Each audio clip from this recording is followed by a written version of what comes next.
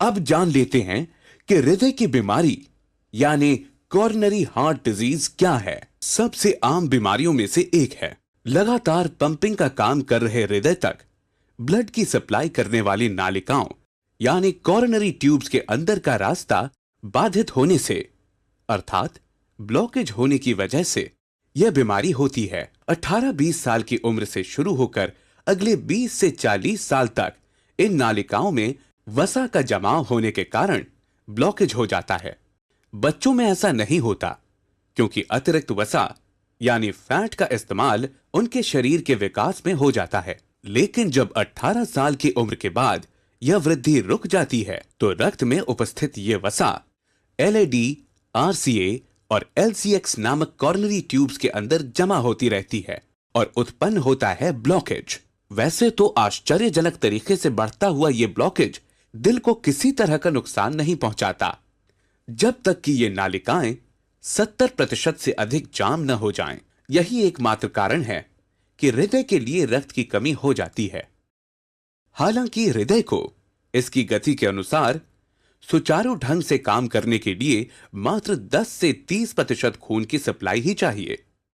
जब हृदय आराम की स्थिति में होता है, जैसे कि लेटने, बैठने या खड़े होते समय, तब इसे मात्र 10% रक्त का प्रवाह ही चाहिए। जब कोई व्यक्ति चलता है या ऊपर चढ़ता है तब हृदय की गति बढ़ जाती है और इसे 20% तक रक्त प्रवाह की जरूरत होती है। जॉगिंग करते समय या दौड़ते समय यह गति और भी बढ़ जाती है और रक्त प्रवाह की आवश्यकता 30% तक पहुंच जाती है।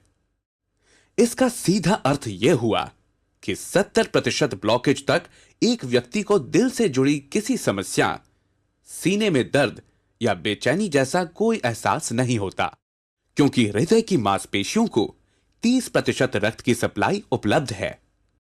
हृदय की बीमारियों के लक्षण तभी सामने आते हैं जब इन नालिकाओं में ब्लॉकेज 70% से भी अधिक हो जाए। इन्हें एंजाइना कहते हैं।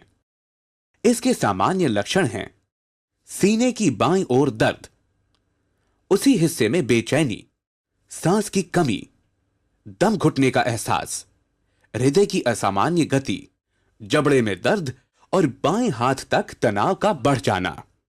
कभी कभी कुछ घटनाओं में पीठ अथवा कंधे में भी दर्द हो सकता है। इन सारे लक्षणों का मतलब है कि उस व्यक्ति की नालिका 70 से 80% तक ब्लॉक हो चुकी हैं। हृदय से जुड़ी दूसरी तरह की समस्या हार्ट अटैक के बाद दिखाई पड़ती है। इसका मतलब है कि ब्लॉकेज पूरे 100% है। ऐसी हालत में आराम करते समय भी एंजाइना या सीने में दर्द हो सकता है। ऐसे में दर्द बहुत बढ़ जाता है और इसके साथ साथ पसीना भी आ सकता है।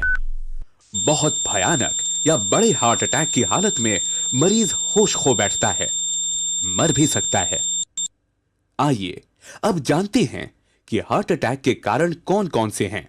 हम सभी जानते हैं कि हार्ट अटैक दिल की जटिल प्रक्रिया है जो ब्लॉकेज भी पैदा कर सकती है और एक खतरनाक बीमारी है। ऐसा कैसे हो सकता है कि बहुत सालों से हृदय की बीमारी से ग्रसित व्यक्ति को अचानक ही दिल का दौरा पड़ जाता है? इस तरीके के अचानक आने वाले दिल के दौरे के पीछे क्या वजह है?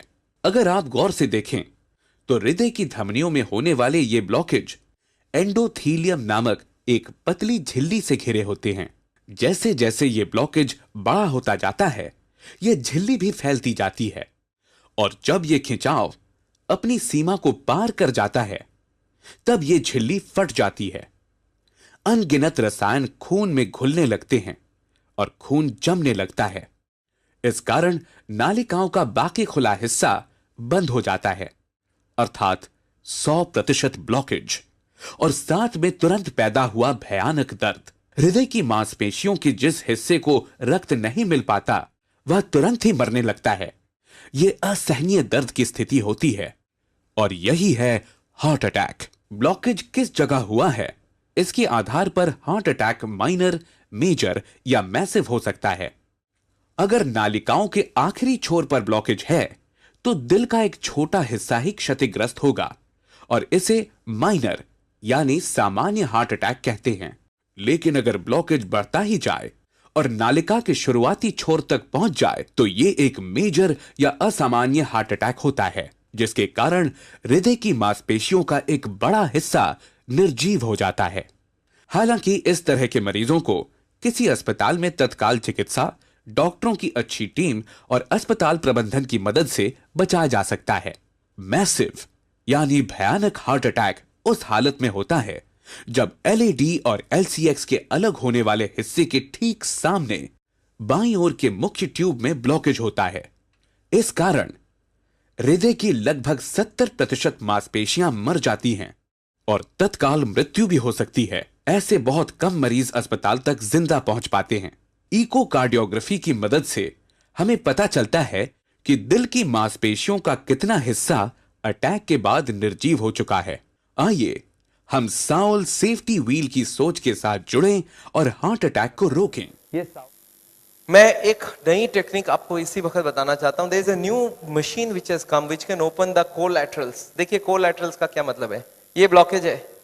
बाईपास सर्जरी में क्या करते हैं, एक नई ट्यूब लगा देते हैं। इसमें क्या करते हैं, जो हार्ट की ये ब्रांच है और ये ब्रांच है, इनको जोड़ देते हैं आपस में। And there are so many small tubes, जो इसको जुड़ जाए तो ब्लड यहाँ से आने लगे। ये जो छोटे छोटे ट्यूब है, ये मैंने बोला था स्पोर्ट्समैन चालू करके रखते हैं। और स्पोर्ट्समैन चालू कर दिया तो क्या हो गया, उसके पास दो सप्लाई हो गई। एक तो ये ओरिजिनल है और एक साइड वाली भी है। इसको बोलते हैं कोलैटरल। बैंक में आपने लोन लेते हुए देखा है कभी, कोलैटरल्स बोलते हैं। कोलैटरल मतलब क्या, कि ये फेल हो जाए तो दूसरा कोई होना चाहिए। तो ये कोलैटरल्स भगवान ने हमें दे के रखा है। ओरिजिनल तो था ही था, एक कोलैटरल भी दे के रखा, कभी ये फेल हो जाए तो ये चालू करना। अच्छा, ये अगर चालू हो जाए बिना ऑपरेशन के तो इससे अच्छा कुछ नहीं हो सकता। And this is a new machine, new technology which has come. देखिए हमारे मेडिकल साइंस की टेक्नोलॉजी बिना कांटे वाली टेक्नोलॉजी है। ये देखिए ये ट्यूब्स है जिसमें कोई कोलैटरल्स चालू नहीं है, और ये है ट्यूब्स के सारे कोलैटरल्स चालू हो गए। आपको समझ आ रहा है डिफरेंस दोनों के अंदर।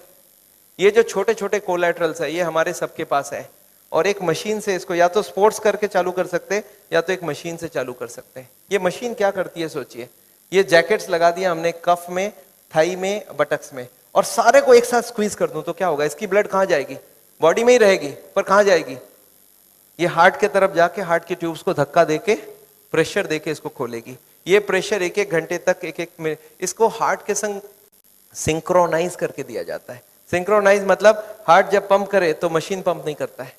जब हार्ट पंप करके रिलैक्स करने लगे, जब पूरी ब्लड वापस आती है, तब वो स्क्वीज करके सारे ब्लड को एक साथ भेजा जाता है। And this goes on, ECG feed होती है कंप्यूटर को। And this machine we have seen now without bypass surgery. आदमी बोलता है मुझे इमीडिएट रिजल्ट चाहिए, तो without bypass this can work very well. तो इसको हम लोग बोलते हैं नेचुरल बाईपास। नेचुरल बाईपास समझ रहे हैं, भगवान ने ऑलरेडी नेचुरल बाईपास हमें दे के रखी है। स्पोर्ट्समैन चालू करके रखा है। तो आप हार्ट के पेशेंट हो, आप चालू करो, आपके पास कोलैटरल आ गई तो ओरिजिनल नहीं भी होगा तो भी काम चल जाएगी। और एक मैं जैसे ही, हाँ, एक और ट्रीटमेंट आई है जिसको हम लोग बोलते हैं बायोकेमिकल क्लीनिंग। ये अभी बहुत अच्छी रिजल्ट आ सकती है। कुछ केमिकल अंदर डाल के ब्लड में उसको अंदर से गला लिया जाए। जैसे किचन में आपने सुना नाली जाम हो जाए तो क्या करते हैं हम लोग, कुछ केमिकल डालते हैं अंदर से। तो ये केमिकल की भी ट्रीटमेंट आजकल चल रही है, बट अभी भी इसका रिजल्ट्स हर आदमी में सेम नहीं आता है, but results are still there. बहुत सारे ऐसे पेशेंट है जो 30-40% तक ब्लॉकेज इससे कम हो सकती है।